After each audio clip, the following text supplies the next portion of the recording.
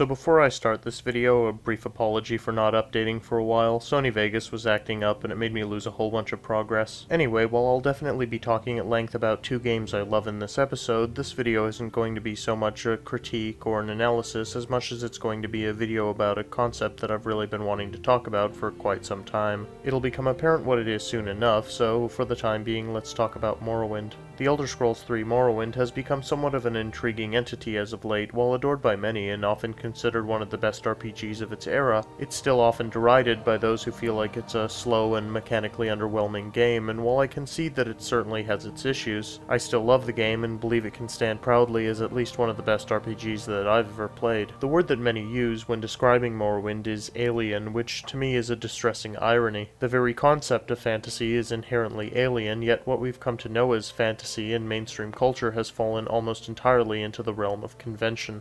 The ever-present realm of mountains and forests taken directly from Western European geography, English accents, medieval imagery, horses, dragons, etc. In an attempt to create a genre out of what is essentially limitless imagination, fantasy has become homogeneous, and while there's nothing inherently wrong with convention, very few genres are defined by it the same way bog-standard fantasy settings are. And while it's hard to find a modern setting without some differentiating idiosyncrasies, it's easy to spot generic fantasy when it appears. This isn't to say some amazing things can't be done with formula, just that they're exceedingly rare. But even more rare is utter alien uniqueness, and that's why something like Morrowind and its beautiful, strange, often grotesque world is an outlier, and yet it's one more reason why Morrowind is special to me. It's not only because of what it means to its greater genre, but because of what it meant to its own series. It brought the sense of utter strangeness that had always been bubbling beneath the surface of the Elder Scrolls series, and put it front and center. To me, Morrowind is the pinnacle of the Elder Scrolls series, the culmination of every interesting aspect previously mentioned yet never truly explored. And as I've stated previously, while it's definitely possible to criticize some elements of Morrowind from a mechanical perspective, I feel the game speaks for itself in terms of what it does right, and what it does right completely demolishes any complaints I could possibly make in that regard.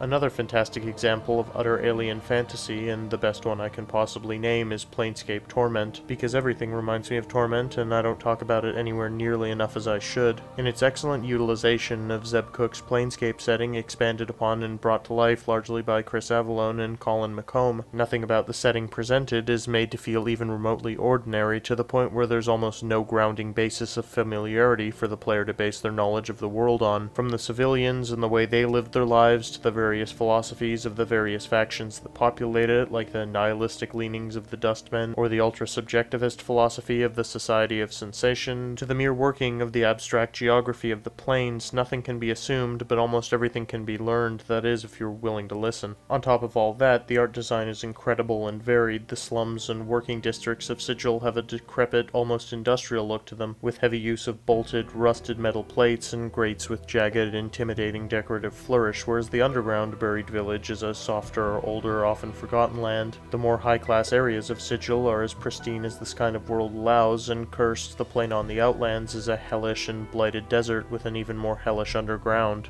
All of these areas are unique, and none of them draw from convention. Morrowind's world as well is a sight to behold, ranging from swamplands to softer grasslands complete with giant mushrooms, to ash deserts filled with various horrors, to the Telvanni palaces with their twisting fungi houses. Compare this to Cyrodiil, a land once described as a lush jungle filled with Roman imagery, turned into a generic, idyllic British fantasy world by the ever-present retcon. While this was canonically justified pretty well by a piece of Michael Kirkbride's contract lore, it still doesn't change the fact that Oblivion's version of Cyrodiil is a horrifically boring land regardless of how large or pretty it is, and it is pretty. Vardenfell felt like a coherent artistic vision given form. Cyrodiil felt like a product of Bethesda showing off their fancy new procedural generation software. Cyrodiil is more like Unigen's Valley tech demo than anything else, aesthetically pleasing but ultimately soulless. That to me is why Oblivion feels tiny and why Vardenfell feels enormous, despite the fact that its world map is actually the smallest in the Elder Scrolls series. This is because, as is well known, scale as a concept exceeds mere size and is in many ways based on perception. For a real-world example, the Cinderella Castle at Disney World is only 190 feet tall, but it appears to be much taller due to a technique known as forced perception. perspective. The taller the spires climb, the smaller they actually get, which is an extremely effective technique, especially to those unaware that it's being used. While Morrowind doesn't use literal forced perspective, it still uses a variety of complex and not so complex means of manipulation to give the world a mechanical impact that had only once previously existed in a conceptual sense. To better demonstrate, I'm going to bring up Morrowind's often forgotten predecessor, the Elder Scrolls II Daggerfall. In terms of sheer world size, Daggerfall is by far the largest landmass in any commercial video game, scaling to a ridiculous 62,000 odd square miles.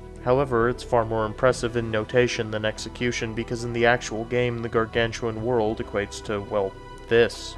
And once the trickery is made apparent, any sense of scope or scale is immediately destroyed. What this entire world equates to is the same 2 or 3 set pieces repeated ad nauseum, and the actual towns and characters aren't any different. I'm content to say that Daggerfall's world is one of the worst I've ever seen in a game, and while its scale was certainly ambitious for the time, the ambition was misplaced, and any personality the world may have had was destroyed in the frankly unwise choice to supersize the formula set in place by the serviceable yet forgettable arena. Vardenfell, while thousands of times smaller than Daggerfall's map and about half the size of Oblivion's, ended up feeling so much larger than both of those, and not because of its actual scale, but because of how its sense of conceptual scale was conveyed, which is to say, perfectly. The measured walking speed, lack of menu-based fast travel, and the mysterious and ever-present fog are the most noticeable and most heavily effective aspects of the technique, but the map itself is deliberately designed so that it's practically impossible to simply beeline to any given destination. If you install the Morrowind graphics extender and levitate up to a point where the entire map is visible, it will soon become apparent.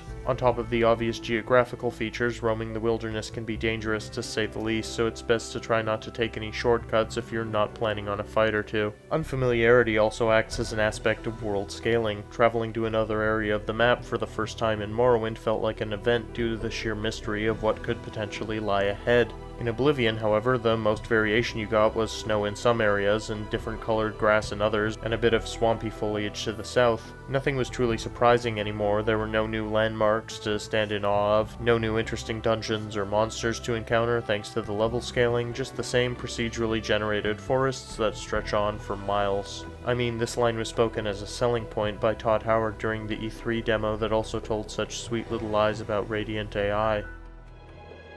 This was not possible in a previous generation. All of this is being generated in real time by the game. Our forests are not hand-placed by an artist. Yeah, seriously.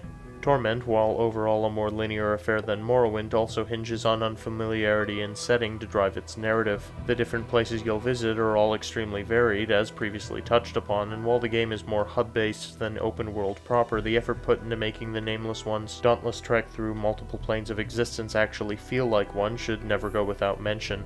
Looking forward, while I'm more mixed on Skyrim than anything else, I definitely think it was a step forward from Oblivion, and at least in terms of atmosphere, aesthetics, and world design, promised precisely what the Pocket Guide to the Empire spoke of, and while it definitely had some worrying missteps, I certainly don't think it was worse than Oblivion, and I think Bethesda did a good job of adding a bit of variety to the land of Skyrim, even if it still did have fast travel and some really poor design decisions. Looking forward on Torment's end, as you probably already know, it's getting a spiritual successor called Torment's Tides of Numenera, headed by Colin McComb, the co-writer of the original Planescape Torment, along with other big names on board like Monty Cook and Planescape's lead designer himself, Chris Avallone. And while I don't expect it to be anywhere near as groundbreaking as the original Planescape Torment, I still have some pretty high expectations. And judging by the setting they've chosen and the art they've released, I don't think it's in any danger of disappointing me, because when I look at it, I feel utterly clueless about the workings of this gloriously abstracted setting they've chosen to set the game in, and that's exactly what I want.